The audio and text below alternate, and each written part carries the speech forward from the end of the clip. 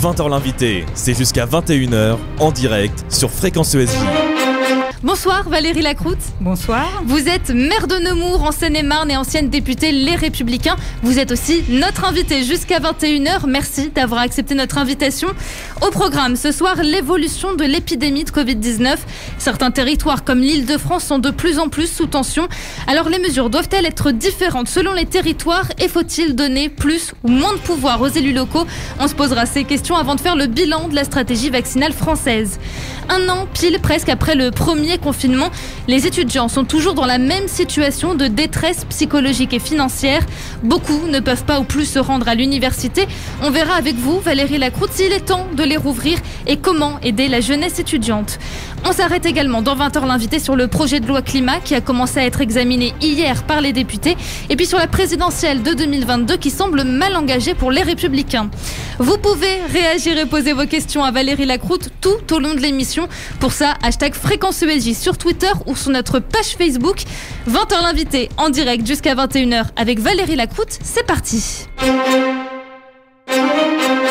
Pour commencer cette émission, Valérie Lacroute, on s'arrête sur une actualité forte de ce mardi 9 mars. C'est le mot du jour choisi par la rédaction politique de Fréquence ESJ. Et ce mot, c'est violence. Une adolescente de 14 ans est morte noyée hier soir dans la Seine. 2 lycéens, des camarades de classe, sont soupçonnés d'avoir frappé et poussé la lycéenne dans l'eau à Argenteuil. Selon les premières déclarations de la mère de la victime, sa fille était harcelée à l'école. Alors Valérie Lacroute, ces dernières semaines, les phénomènes donc de violence extrême chez les jeunes se sont multipliés. Comment on fait concrètement pour les stopper ? Alors c'est vrai, vous avez totalement raison de souligner ce fait et aucune commune, j'ai envie de dire malheureusement, est épargnée par cette situation de violence entre jeunes. Vous voyez, moi je suis maire de Nemours, une commune de 13 000 habitants avec un quartier politique de la ville. Et malheureusement, nous aussi, nous faisons face à des violences. Alors, pas des quelles sont les solutions alors face à ces violences entre jeunes mais des violences clairement dans un quartier, des violences liées à la drogue, vous voyez, puisqu'on a dans tous les quartiers de France la police qui intervient, qui essaye de lutter contre la drogue. Alors comment on solutionne ? Parce que, alors je suis pas sûre que ce soit vraiment des solutions, mais en tout cas il y a des choses à mettre en œuvre. Et très clairement, les forces de l'ordre ne sont pas en nombre suffisant. Donc voyez, plus de police. On est sur un quartier, on est dans une commune où on a fusionné le commissariat de Nemours et de Fontainebleau.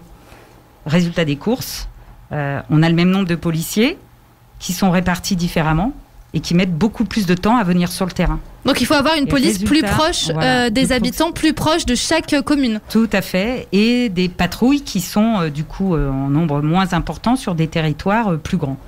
Donc il est important qu'on ait effectivement cette police qui soit présente sur les quartiers, en lien avec les polices municipales. Moi, j'ai une police municipale armée sur une commune de plus de 10 000 habitants et c'est important qu'il y ait ce lien entre la police municipale et la police nationale. Donc, on l'a compris, plus en tout cas de policiers proches de chaque commune. Oui. Merci Valérie Lacroute. 1 heure de politique en direct, c'est 20h l'invité sur Fréquence ESJ. Dans quelques minutes, on détaille avec vous, Valérie Lacroute, les dernières mesures prises par le gouvernement, des mesures locales pour lutter contre la Covid-19. Vous nous donnerez donc votre point de vue de maire de Nemours notamment. Juste avant, on prend le temps en ce début d'émission de mieux vous connaître. Pour ceux qui nous écoutent et qui n'ont peut-être jamais entendu parler de vous, Valérie Lacroute, on revient sur votre parcours qui a toujours gravité autour d'une ville, Nemours. Bonsoir Bastien Cochet. Bonsoir Manon Blangis, bonsoir Valérie Lacroute. Bonsoir. C'est pourtant à Chalon-sur-Saône que vous êtes né, non pas à Nemours, mais vous la découvrez en fait à l'adolescence pour étudier. Est-ce qu'à l'époque déjà vous disiez que vous alliez presque consacrer toute votre vie à cette ville ? Alors ma maman me dit qu'effectivement très jeune je disais que j'avais envie de m'occuper d'une ville et que j'avais envie de faire de la politique. Voilà. Et le hasard a fait que c'est tombé sur Nemours. Et le hasard a fait qu'effectivement, je suis arrivée à Nemours à l'âge de 6 ans. J'y ai fait mes études secondaires. Et puis après, je suis venue à Paris faire mes études supérieures. J'étais à la fac de Tolbiac, donc vous voyez, à côté d'ici. Juste à côté du studio. Vous faites d'ailleurs des études d'économie à Paris. Vous spécialisez dans les problématiques des transports territoriaux et urbains. Pourquoi se destiner à cette voie ? C'est à quoi vous aspiriez vraiment dès le début ? Toujours l'envie de servir le territoire, de servir les habitants, puisque vous voyez, quand on fait du transport en commun, l'objectif d'être dans ce métier-là, c'est de mettre en place des lignes de transport. Et du coup, mettre en place des lignes de transport, c'est aider la population à se déplacer et à les aider à avoir une meilleure mobilité. Donc toujours cet objectif d'intérêt général, de servir la population, et c'est ce qu'on fait quand on est élu, puisqu'il faut aimer les gens. Et cet objectif, vous le remplissez, puisque après les études à Paris, vous retournez tout de suite à la case départ, puisque vous retournez à travailler à Nemours, chez Veolia, puis au Conseil Général. Pourquoi revenir si vite, Tony ? Il n'y a pas eu des envies d'autres expériences, découvrir un petit peu le monde, autre que Nemours ? Non, parce que j'ai rencontré mon mari à l'époque, et donc qui est nemourien, et c'est pour ça que la vie personnelle fait que je suis revenue à Nemours. Ça ne m'a pas empêché d'aller travailler à Melun, à 30 minutes de ma commune, entre guillemets, d'origine. Et puis, petit à petit, d'avoir envie d'avoir une action au niveau local. Là, on parle de votre parcours, votre vie privée, mais sur votre site internet, vous écrivez « Très tôt, je m'engage dans la vie politique. Militante de terrain, je participe à plusieurs campagnes politiques. » Pourtant, c'est seulement en 2008, à 42 ans, que vous êtes élu pour la première fois. Alors, comment est-ce qu'il est né ? Comment est-ce qu'il a commencé, votre engagement politique ?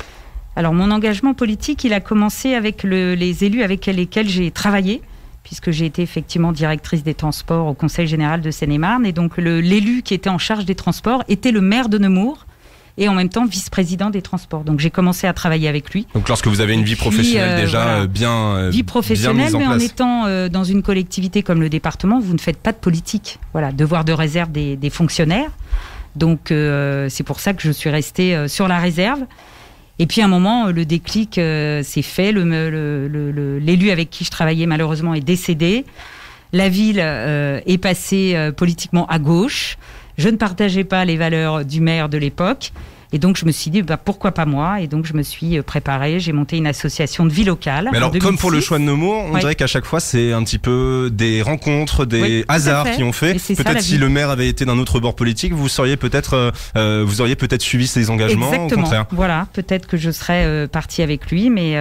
Pour vous assumez le fait qu'il n'y ait pas eu une conviction depuis peut-être un peu plus tôt d'être, par exemple, chez les Républicains ? Alors, moi, j'ai toujours été une femme de droite. Et voilà, une femme libérale, une femme qui défend les valeurs travail, qui défend l'entrepreneuriat, mais qui en même temps accompagne les habitants, qui a un souci de l'intérêt général. Et puis, à un moment, dans votre vie, il arrive des moments où vous basculez, vous avez envie de vous engager un peu plus que d'habitude. Et puis, moi, j'avais eu besoin d'avoir une vie professionnelle avant d'avoir un engagement politique. Vous voyez, j'ai certains de mes collègues... En tout cas, une fois que vous avez basculé, une fois que vous avez décidé de vous engager, vous y allez, puisque en 2008, on le disait, maire de Nemours, puis en 2012, les législatives. Pourquoi vouloir passer ce pas ? Pourquoi aller vouloir avoir une députation ? Parce que c'est toujours des histoires, des circonstances, des opportunités qui font que je suis allée plus loin. J'avais donc repris cette ville en 2008, bien travaillé, je m'étais concentrée sur la ville pendant 3 années, jusqu'en 2011.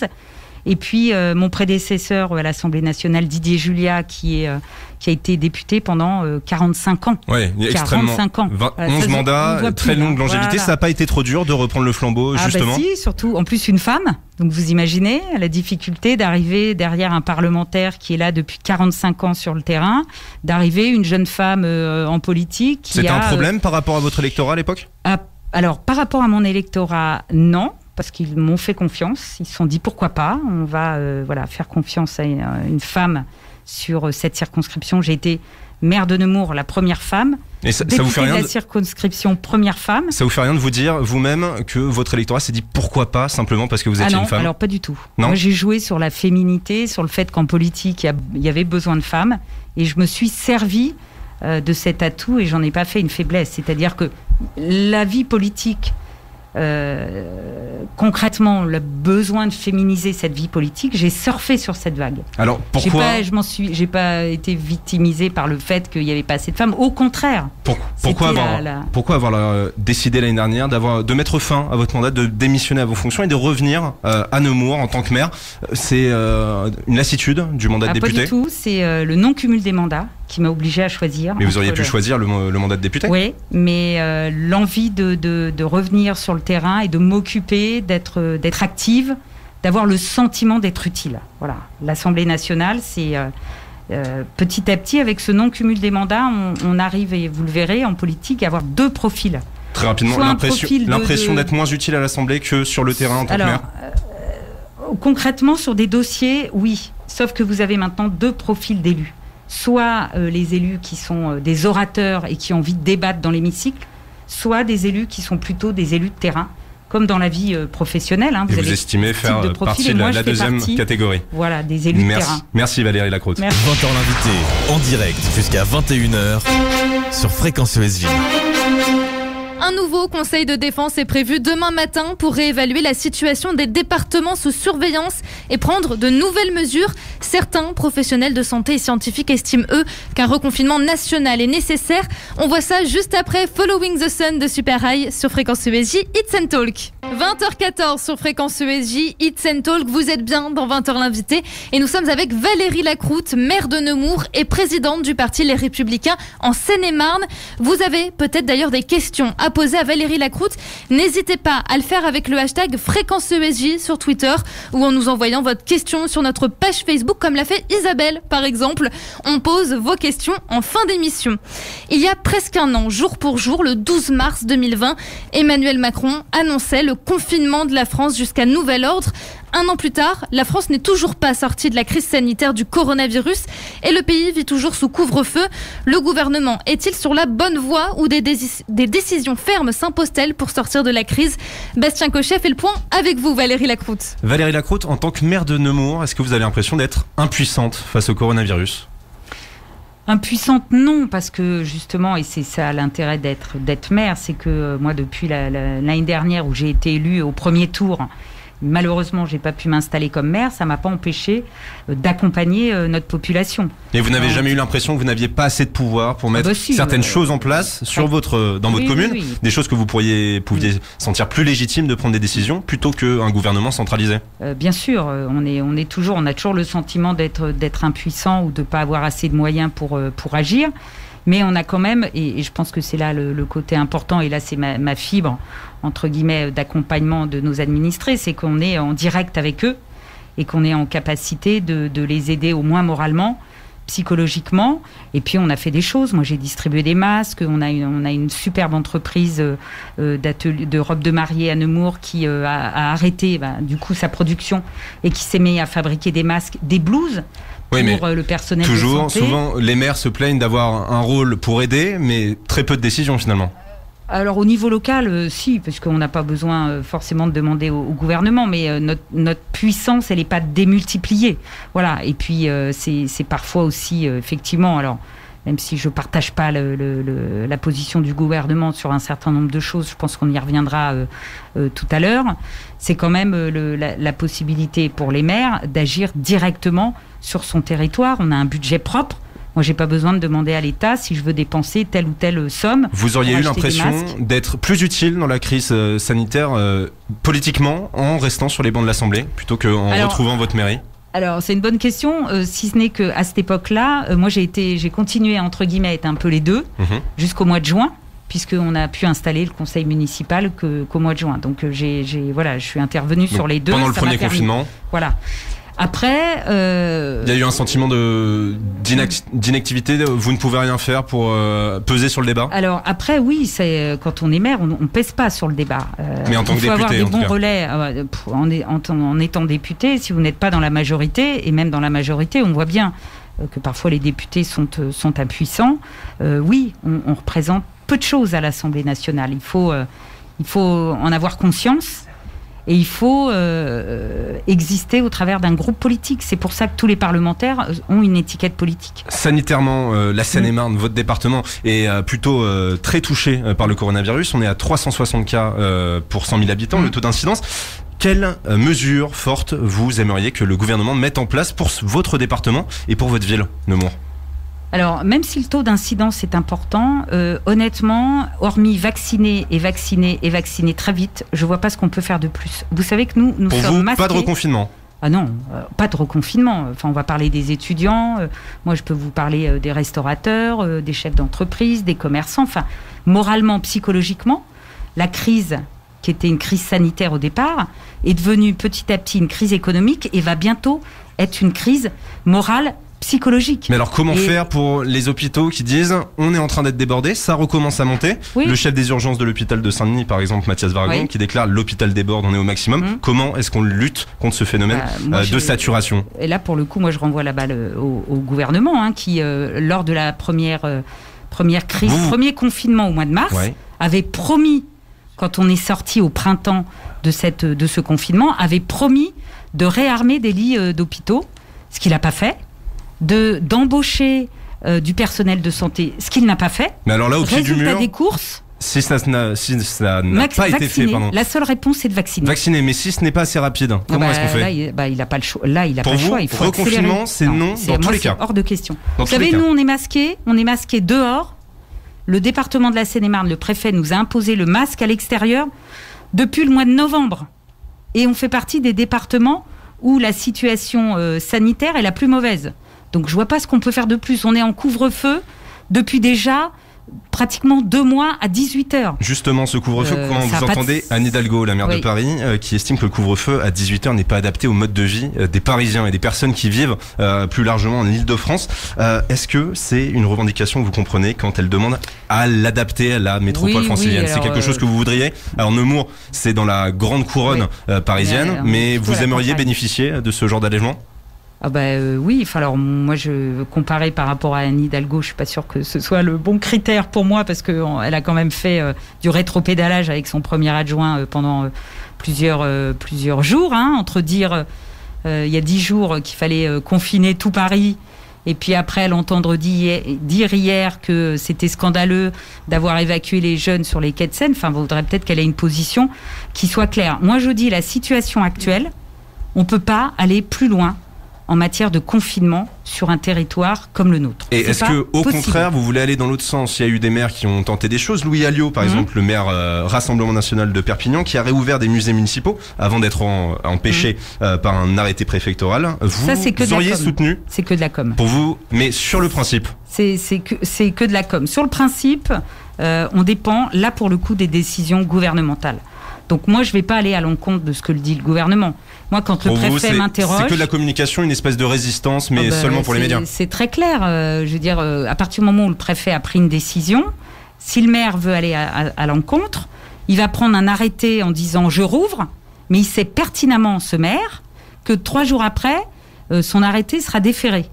Donc c'est uniquement de la com pour qu'il puisse parler de lui. Donc moi je suis pas dans cet état d'esprit. Donc de la communication, Valérie Lacroute, on a bien compris. Merci. 1 heure de politique en direct, c'est 20h l'invité sur Fréquence ESG.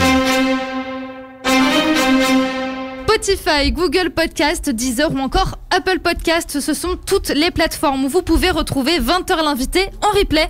Vous pouvez même vous abonner d'ailleurs au podcast de 20h l'invité pour être prévenu dès qu'une nouvelle émission est disponible. Plutôt pratique.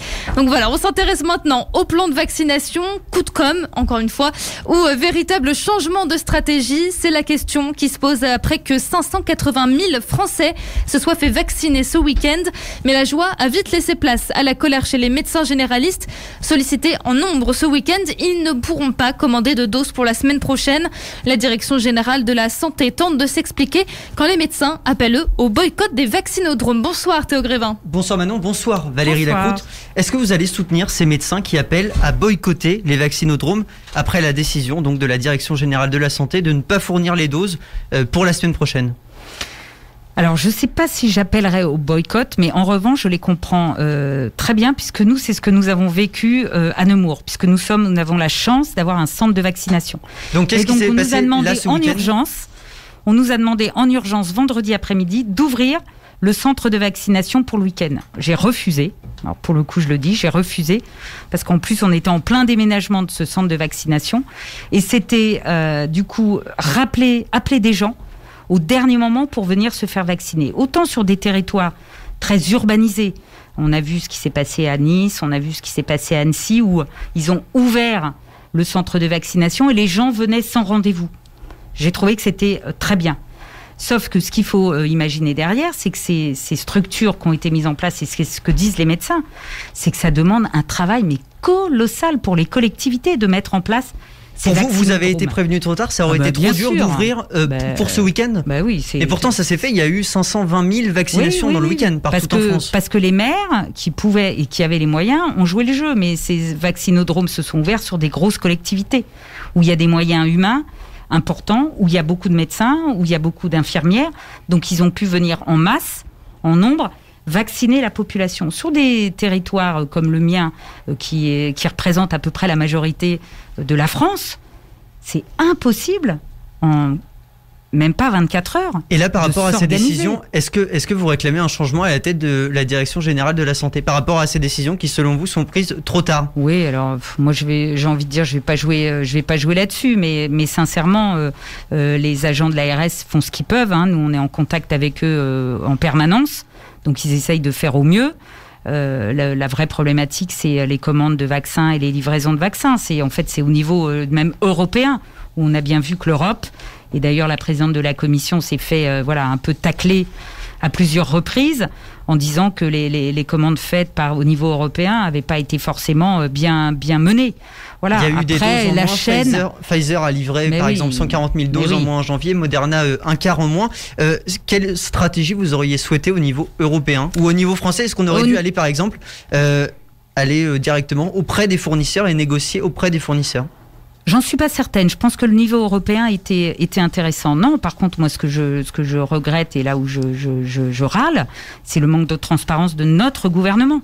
Voilà, sur la logistique, sur l'incompétence en matière de logistique. Voilà, moi, mon métier, c'est le transport. Qu'est-ce qu'il devrait dire aujourd'hui? C'est très clairement, dès le mois de janvier, c'est être très transparent sur le nombre de vaccins qui arrivaient en France chaque semaine, d'être très transparent sur la logistique, d'être très transparent et d'organiser au mieux la logistique et la livraison des vaccins. Nous, on s'est retrouvés une semaine à Nemours à décaler 600 rendez-vous. Vous imaginez? Décaler 600 personnes. Vous n'allez pas me dire qu'on ne peut pas s'organiser mieux et que ce n'est pas possible de prévoir un peu mieux l'organisation et la livraison de façon à ce que les collectivités puissent jouer le jeu, parce que nous, on joue le jeu. Malgré ça, tous ces couacs, est-ce que c'est pas à mettre aussi au crédit du gouvernement? Ça veut aussi dire que la vaccination, elle s'accélère par rapport à ce qui avait été prévu initialement? De toute façon, ils n'avaient pas le choix que d'accélérer. Vous voyez, même ce week-end, c'est un coup de com' de dire on a vacciné ce week-end je ne sais plus combien de personnes. 520 000 personnes vaccinées sur le week-end. Pour répondre à la grogne des Français. Ils ont stocké les vaccins pour pouvoir faire une accélération un week-end. Enfin, je veux dire, on ne joue pas avec la santé des gens, quoi. Je trouve que c'est très maladroit. Est-ce que vous êtes pour la vaccination obligatoire des soignants? Ils sont à peine un tiers à s'être fait vacciner pour le moment. Je pense que ce serait une bonne chose, oui. Parce que c'est quand même eux qui sont en contact direct avec les personnes fragiles, et je vois dans les EHPAD. La Covid, elle est arrivée dans les EHPAD, elle n'est pas arrivée par les personnes âgées, elle est arrivée la plupart du temps, malheureusement, et c'est pas forcément de leur faute, mais par les soignants, puisqu'on avait interdit aux familles de venir voir les personnes âgées. Donc la maladie, le Covid est arrivé par les soignants. Mais ces soignants, ils sont 2 tiers, donc à ne pas s'être fait vacciner, ça veut dire qu'il y a une raison. Et beaucoup disent aujourd'hui, si on nous oblige à nous faire vacciner, on démissionnera, on ira dans la rue. S'il n'y a plus d'hôpitaux, comment on fait? S'il n'y a plus de soignants dans les hôpitaux, comment on fait? Oui, alors vous savez, c'est toujours la discussion, la négociation. On est toujours dans un bras de fer. Là, je pense que ce qui est important, il faut remettre l'objectif santé en première priorité. Et voilà. Après, on est sur parfois des débats politiques. Je pense qu'il est important que les soignants se fassent vacciner pour pouvoir protéger la population qu'ils accompagnent. Si on veut à un moment se sortir de cette situation, je pense que c'est une des priorités, effectivement, que les soignants soient vaccinés. Si on peut le faire sans les obliger, ce serait 10 fois mieux. Ça serait mieux. Dans les prochaines semaines, l'idée d'un pass sanitaire autorisant telle ou telle activité pourrait aussi être évoquée. C'est indispensable ou ça voudrait dire qu'on a loupé finalement cette campagne de vaccination? Je sais pas, c'est un vrai sujet ce passeport vaccinal. Moi je suis un peu partagée sur le fait de le mettre en place. Dans le même temps, je me dis que si on veut petit à petit, on voit Israël, la façon dont, et je pense que c'est plutôt un bon exemple, la façon dont ils gèrent cette crise sanitaire, ça permet quand même de réouvrir l'activité économique. Mais c'est pas une façon protéger quand même une partie de la population qui est pas forcément vaccinée. Justement, est-ce que c'est pas une façon de rendre la vaccination obligatoire? Si on dit vous avez le droit d'aller dans cet endroit-là, dans ce restaurant, dans ce théâtre, si vous êtes vacciné, c'est aussi une façon de dire, enfin, vous n'avez pas le choix finalement. Oui, mais en même temps, c'est responsabiliser les gens. Enfin, je veux dire, on est face à un virus qu'on connaît mal, qui fait quand même des dégâts importants. Je pense que c'est de la responsabilité de chacun des Français de se dire je me protège, mais aussi je protège les autres en me vaccinant et en évitant d'aller dans les lieux où je peux contaminer quelqu'un et parce que je me suis pas fait vacciner. Donc il y a aussi cette responsabilisation des Français qui est importante, c'est cette prise de conscience. Merci Valérie Lacroute. Merci. Dans moins de 3 minutes, on s'interroge sur la situation des étudiants. L'ancienne ministre du Travail, Muriel Pénicaud, a lancé un appel il y a quelques jours pour organiser des états généraux de la jeunesse en France et en Europe pour changer la donne. On se penche sur le sujet juste après Falling Up de Dean Lewis sur Fréquence ESJ, It's and Talk. Il est 20h32 sur Fréquence ESJ, It's and Talk. Bienvenue si vous venez de nous rejoindre dans 20h l'invité. On est ensemble jusqu'à 21h avec Valérie Lacroute, maire de Nemours et ancienne députée Les Républicains. De l'actrice Alexandra Lamy au chef d'entreprise Xavier Niel, en passant par l'ex-footballeur Lilian Thuram, 160 personnalités ont appelé à une mobilisation générale pour la jeunesse. Dans une tribune signée du 2 mars dans le Parisien, ils appellent à l'engagement, l'action, la lutte contre l'ennui et la résignation. Pour les étudiants, l'espoir d'une réouverture des universités avant la fin de l'année s'amincit et les aides se font attendre. Théo Grévin. Valérie Lacroute, cette tribune, tout simplement, est-ce que vous en aviez entendu parler ? Alors pour tout vous dire, non. J'ai connaissance de la tribune qu'ont fait mes collègues parlementaires, les Républicains, mais qui va un peu dans le même sens, de dire voilà, il faut s'occuper des étudiants. Mais je partage, alors je l'ai pas lu, mais le résumé que vous m'en avez fait, je partage effectivement le souci de s'occuper de vous. Voilà. Et pourtant, il y a eu beaucoup de personnalités qui ont signé cette tribune. Elle n'a pas eu un grand écho dans le débat public. Est-ce qu'elle n'est pas passée inaperçue finalement comme le sujet de la jeunesse ces dernières semaines ? Alors, un peu, alors, j'ai envie de dire, même si je partage pas toujours la politique du gouvernement, je pense que la ministre, elle est bien consciente de la situation difficile dans laquelle se trouvent les étudiants. Bon, je fais un peu le parallèle avec Roselyne Bachelot au niveau de la culture. Ce que je regrette un peu, je pense que, c'est le petit clin d'œil, est-ce que c'est des femmes, mais elles n'ont pas eu une voix assez forte pour, du coup, mettre ces sujets qui sont des vrais sujets aussi sur la table. Voilà, et de ne pas avoir, plus parler de la situation des étudiants, je trouve ça regrettable. Elles n'arrivent pas à faire passer en tout cas, dans tous les cas, oui. Bruno Le Maire s'est battu. Frédérique Vidal n'arrive pas à faire passer ce sujet au premier plan. Je donne des noms, c'est terrible, mais Bruno Le Maire, autant il s'est battu comme un forcené sur le volet économique, sur les commerces, les entreprises. Autant je trouve que Frédérique Vidal et Roselyne Bachelot sur les étudiants et la culture. Mais alors, est-ce que c'est un problème de ministre ? Est-ce que c'est le problème, Frédérique Vidal, à l'enseignement supérieur ? Oui, alors je ne sais pas si c'est sa personne, mais je pense qu'elle aurait pu peut-être monter plus au créneau. Alors après, est-ce qu'elle a eu des vrais échanges avec les associations d'étudiants, avec les présidents d'université ? Enfin, en tout cas, il n'y a rien qui est ressorti sur la place publique, dans les discussions, les échanges qu'elle aurait pu avoir avec les présidents d'université. Les dernières annonces, ça remonte au 8 février, la reprise des cours en présentiel, une journée par semaine pour les étudiants. Ça ne se fait pas partout. Des universités ont fait le choix de rester en distanciel. Est-ce qu'elles doivent être sanctionnées, ces universités-là ? Je ne sais pas si on est sur la sanction. Là, le contexte est tellement compliqué que rajouter des sanctions, je ne suis pas sûre que ce soit la bonne solution. Mais en tout cas, je regrette que même les présidents d'université... alors j'ai cru comprendre que certains étaient quand même montés au créneau, mais honnêtement, ça n'a pas fait la une des journaux, quoi. Non, mais ça, il y a aussi. Dommage. Est-ce qu'il y a pour certains un manque de volonté ? C'est des protocoles à mettre en place. Est-ce que certains se disent, on a fait déjà 1 an en distanciel, on peut tenir comme ça jusqu'à la fin de l'année ? Peut-être. Enfin, moi, ce qu'il en ressort, en tout cas, et pour travailler avec les services de l'État, alors vous allez peut-être me répondre, mais l'équipement en matière numérique, informatique, audiovisuelle, visioconférence est quand même archi médiocre. C'est un manque de moyens pour moi, oui. Et je comprends pas qu'en une année, vous voyez par exemple, je vous donne le cas de la mairie de Nemours.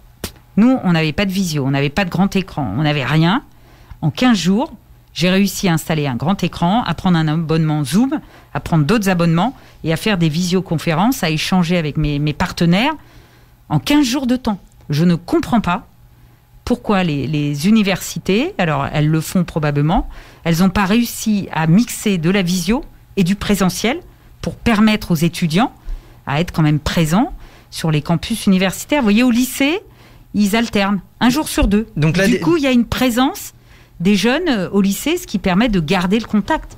Là, on a le sentiment que les universités, elles sont très en retrait, elles ont lâché leurs étudiants, elles les ont presque abandonnés. Donc là, il y a des soucis avec les cours en distanciel. Est-ce que les cours doivent reprendre en présentiel rapidement ? Moi, je trouve, oui. En tout cas, s'organiser. Au vu de la situation épidémique actuelle. Oui, un jour sur 2. Mais oui.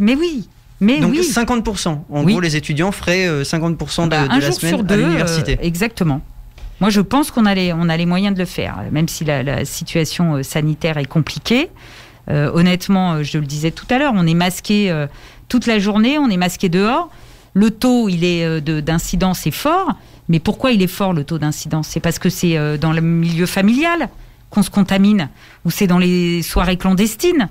C'est pas à l'université en tout cas. Mais non. Et dans les transports en commun non plus. Tous les gens, ils sont masqués. Moi, je prends les transports en commun.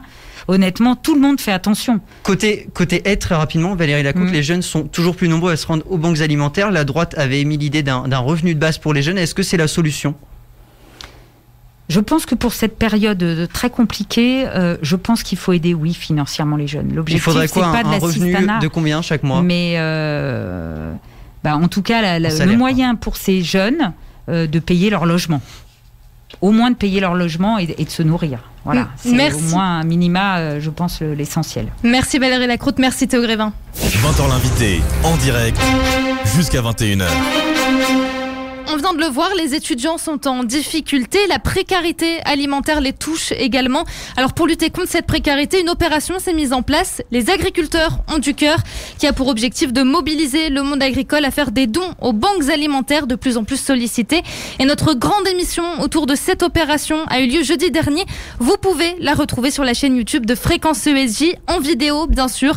Plus de 40 tonnes de denrées alimentaires avaient été récoltées pendant l'émission, donc une très grosse somme.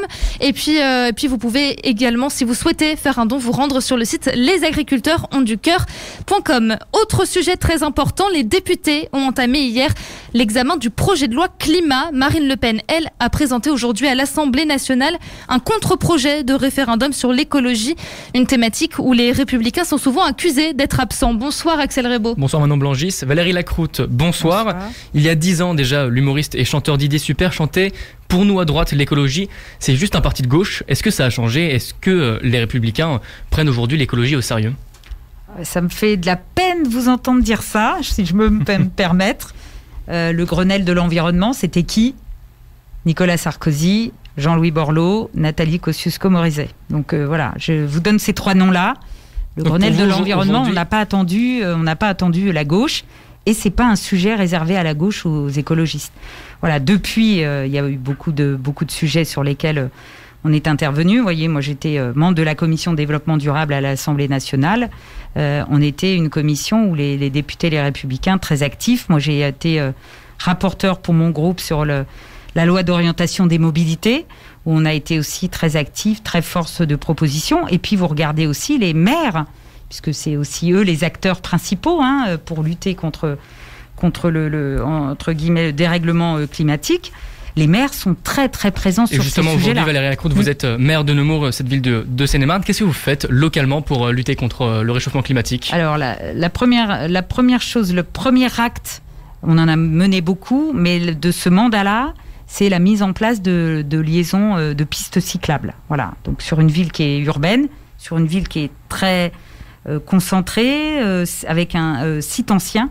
Donc l'objectif, c'est d'arriver à mailler toute la commune en site. C'est tout ce qu'on peut faire aujourd'hui dans les mairies. On peut faire beaucoup de choses. Là, on a lancé une étude sur la rénovation des bâtiments, sur l'isolation des bâtiments. On est en train de travailler sur toute la partie, entre guillemets, logement, parce que c'est un sujet très très important. Pour on est en revenir, train de Valérie végétaliser. Lacroute, donc le texte de loi proposé, donc 30 milliards alloués à la transition écologique, mais aussi donc un score carbone qui sera obligatoire sur nos produits pour connaître l'impact environnemental des produits qu'on achète.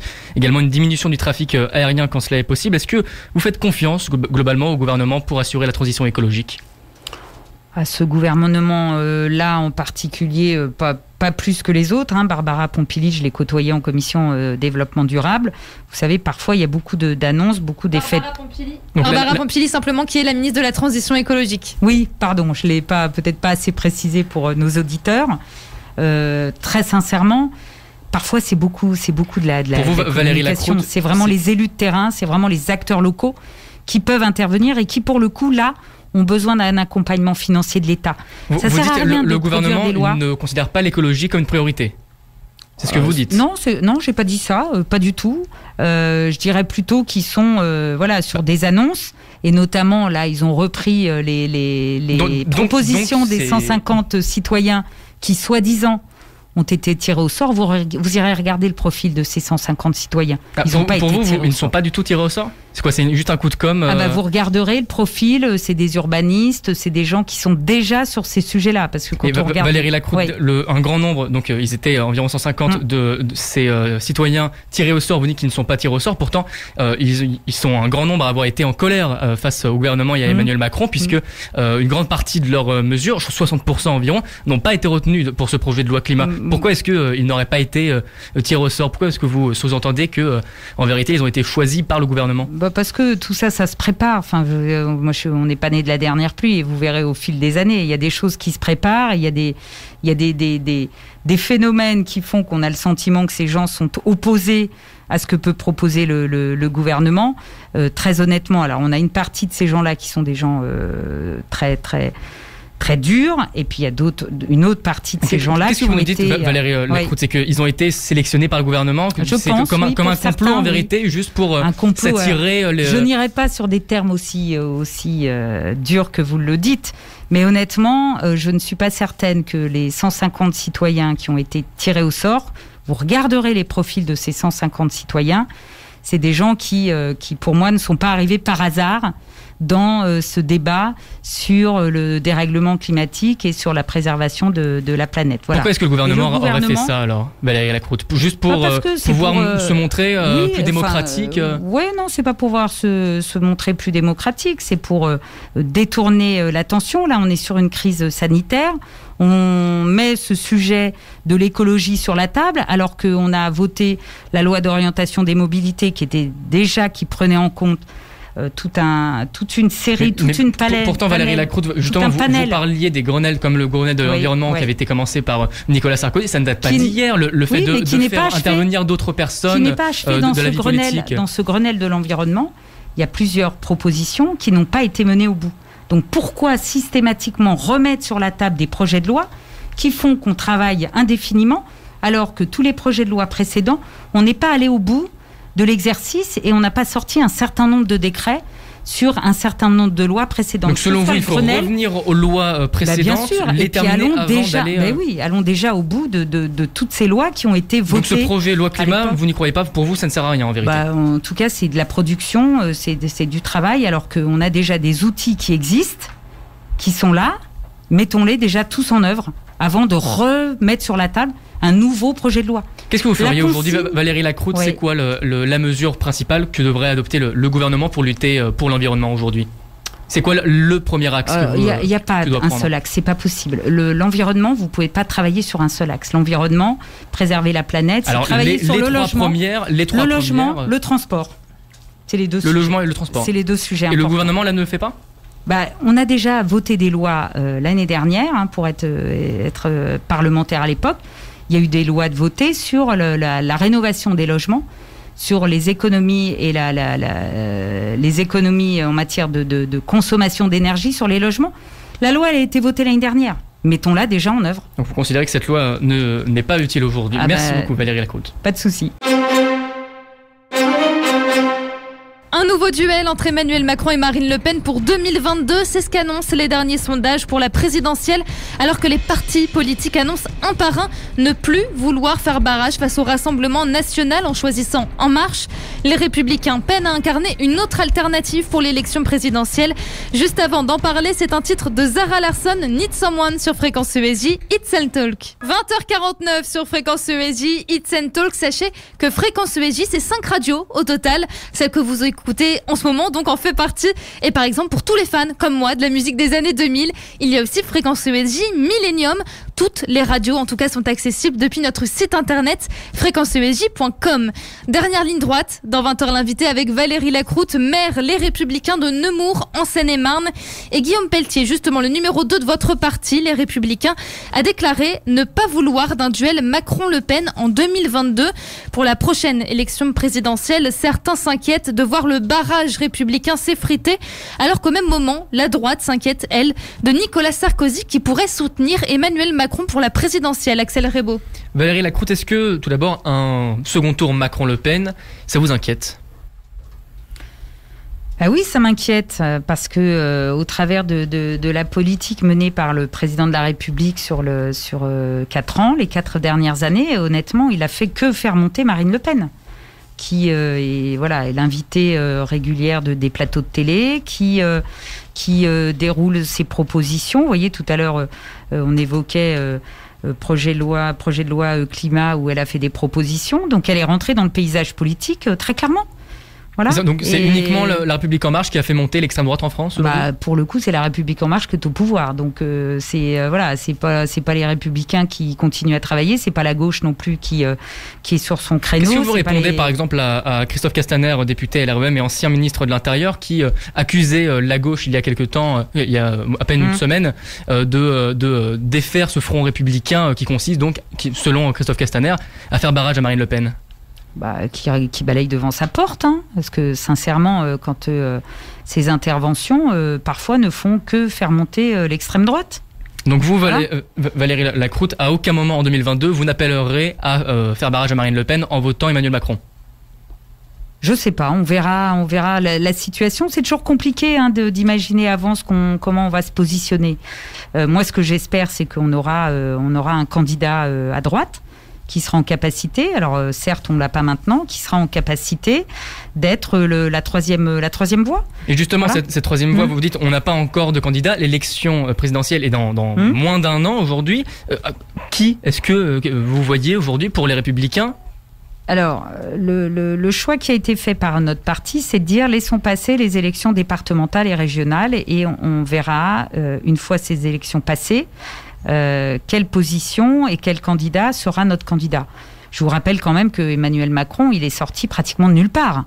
Donc on est sur maintenant des temps politiques qui font que, honnêtement, avant, on n'avait pas ces médias, on n'avait pas ces chaînes d'infos en continu. Donc un candidat se préparait de longues années avant. Aujourd'hui, les Républicains, ça veut dire quoi? Ça veut dire que vous attendez oui, parce que très clairement, un Messie, une nouvelle personne arrivée? On n'attend pas un Messie, mais très clairement, ce qui s'est passé, ce qu'il faut bien voir, c'est qu'avec la réforme qu'a engagée François Hollande et avec la suppression d'un certain nombre de régions, on se retrouve avec uniquement 13 régions en France. On a des potentiels candidats à la présidentielle. Des potentiels candidats, mais aujourd'hui, il n'y a personne qui se démarque chez les Républicains. Il y en a plusieurs. Vous le savez très bien, il y en a plusieurs. Donc, à charge pour nous, une fois ces élections, et l'objectif, c'est pas de brouiller ces élections qui sont importantes, départementales, régionales, où je pense qu'on va encore faire, comme les municipales, un bon score. Et donc, il sera suffisamment temps après ces résultats pour effectivement se mettre d'accord entre nous. Un bon score pour les régionales. Toutefois, quand même, aux dernières élections, c'était les européennes de 2019, vous aviez récupéré avec les Républicains 8,48% des voix. Ouais. Vous pensez quand même pouvoir vous démarquer pour les prochaines élections? Oui, vous regardez, alors effectivement, on a toujours la facilité de nous mettre en face du résultat des européennes, mais qui, quelque part, les européennes, c'est un peu une présidentielle. Quand vous regardez les municipales, les résultats qu'ont fait les élus de droite aux municipales sont de bons résultats. Et quand vous regardez les régions, les 13 régions de France, honnêtement, je ne suis pas convaincue qu'il y ait une des seules régions qui puisse être emportée par l'équipe d'Emmanuel Macron. Vous regardez les départementales, il y a beaucoup de départements qui sont à droite et qui vont probablement rester à droite. Donc il sera temps, après ces 2 échéances très importantes pour la droite, d'aller chercher notre candidat et de faire le consensus parmi donc vous attendrez les élections régionales. Au cours de votre carrière politique, Valérie Lacroute, vous avez toujours suivi Nicolas Sarkozy, vous l'avez notamment soutenu en 2016 lors de la primaire de la droite. Qu'est-ce que vous avez pensé de l'annonce de son jugement dans l'affaire des écoutes ? Une annonce très injuste et qui ne correspond pas du tout à la réalité. On va pas revenir sur le parquet national financier, mais créé de toutes pièces par François Hollande, qui avait qu'un objectif, c'est de déboulonner Nicolas Sarkozy, et la justice. Pour vous, Nicolas Sarkozy est totalement innocent dans cette affaire. C'est juste un coup monté. Vous accusez l'ancien président François Hollande. Moi, j'accuse pas François Hollande directement. J'accuse François Hollande d'avoir mis en place. Vous venez de le faire. Vous avez dit. J'accuse François. Non, mais laissez-moi juste terminer ma phrase. Allez-y. J'accuse François Hollande d'avoir mis en place le parquet national financier, qui n'avait que pour objectif de détruire Nicolas Sarkozy. Voilà, je l'accuse d'avoir mis en place le parquet national financier, oui. D'accord. Très rapidement également, Valérie Lacroute, depuis plusieurs jours, quelques semaines même, des proches de Nicolas Sarkozy font courir la rumeur qu'il pourrait soutenir Emmanuel Macron pour la présidentielle. Est-ce que vous serez prête à suivre Nicolas Sarkozy et de soutenir le président sortant Emmanuel Macron ? Alors moi, j'ai pas ces infos-là. Je suis pas je suis pas directement dans les, dans les couloirs de proches de Nicolas Sarkozy dernièrement. Mais honnêtement, je pense que ce n'est pas. En tout cas, c'est pour le moment pas la stratégie envisagée par Nicolas Sarkozy. Il sera bien temps. Vous verriez ça comme une trahison de la part de Nicolas Sarkozy s'il soutenait Emmanuel Macron ? Alors, une trahison, peut-être pas, mais en tout cas, nous aurons un candidat à la présidentielle, donc je ne vois pas Nicolas Sarkozy aller soutenir Emmanuel Macron. Merci beaucoup. Merci Axel Rebaud. Valérie Lacroute, c'est l'heure de la question auditeur. Les Républicains souhaitent se rattraper en matière de parité. Pour 2022, en 2017, le parti avait présenté 182 femmes et 278 hommes aux législatives. Dans ce contexte, Stéphanie vous demande pourquoi ce constat, ce besoin de parité a mis autant de temps à arriver chez les Républicains. J'ai plutôt envie de dire que souvent, il y a peu de femmes qui ont envie de faire de la politique. Voilà. Et moi, je suis la première. Pourquoi ? Il y a peu de femmes qui ont vraiment cette envie ? Tout à fait. Et je suis la première à pousser, à aider des femmes à avoir l'envie de faire de la politique. Mais pourquoi, selon vous, il n'y a pas cette envie ? Parce que faire de la politique, ça prend énormément de temps. Moi, j'y passe les 3/4 de ma vie. Et quand on est maman, vous savez, on fait un choix, même c'est comme dans la vie professionnelle. Aujourd'hui, il y a des familles modernes quand même. Les mères ne sont pas les seules à s'occuper des enfants. Oui, mais quand vous avez des réunions tous les soirs jusqu'à 21h, 22h, ce qui est mon cas même avec le couvre-feu, quand vous travaillez le week-end, le samedi et parfois le dimanche matin, vous allez à des inaugurations, des vernissages, des trucs comme ça. Il faut être solide dans un couple pour que le mari accepte tout le temps, je dis bien tout le temps, tous les soirs et tous les week-ends, de garder les enfants à la place de sa femme. Je vous mets au défi. Mais c'est ce qu'acceptent les femmes. Donc aujourd'hui, pour vous, le problème, c'est encore cette conception un peu sexiste de la famille. Alors justement, c'est ce que je dis, mais pas du tout. Il faut pas le prendre comme ça. C'est que moi, je vois bien dans mon entourage, j'ai beaucoup d'amis qui n'ont pas envie de se lancer en politique parce que ça prend trop de temps. Voilà. Trop de temps, donc on passe maintenant à l'agenda politique de la semaine. Jeudi, le Sénat examine en première lecture une proposition de loi du groupe PS sur le droit à mourir dans la dignité. Donc c'est la sénatrice Marie-Pierre de la Gontrie qui défend cette proposition 5 ans après la loi Clay-Leonetti qui a créé donc la possibilité de demander une sédation profonde et continue jusqu'au décès dans certaines conditions. Valérie Lacroute, la majorité des Républicains est contre le fait d'aller plus loin sur le sujet de la fin de vie assistée. Vous êtes contre également ? Oui, parce que ça a été un sujet très très douloureux. Et je pense qu'avec cette loi Clay-Leonetti, on avait trouvé à peu près l'équilibre. Mais pourquoi aujourd'hui elle sur la table? Alors je la connais pas, je sais pas exactement ce qu'elle a. Tout simplement, c'est donner un cadre encore plus clair et permettre à des personnes qui ont des maladies incurables d'avoir cette possibilité de mourir dans la dignité, ce qui n'est pas le cas avec la loi Clay-Leonetti. Oui, alors c'est rouvrir des débats douloureux, voilà. Donc mais est-ce qu'il ne faut pas les rouvrir aujourd'hui? Vous savez, on n'arrête pas de rouvrir des débats compliqués. Honnêtement, je pense que là, les gens, ils sont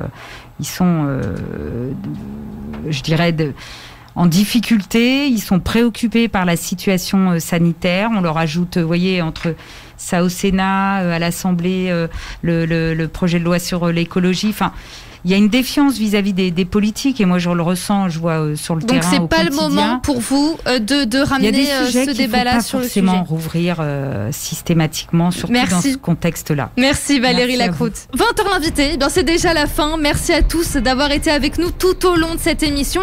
Merci Valérie Lacroute d'avoir répondu à nos questions.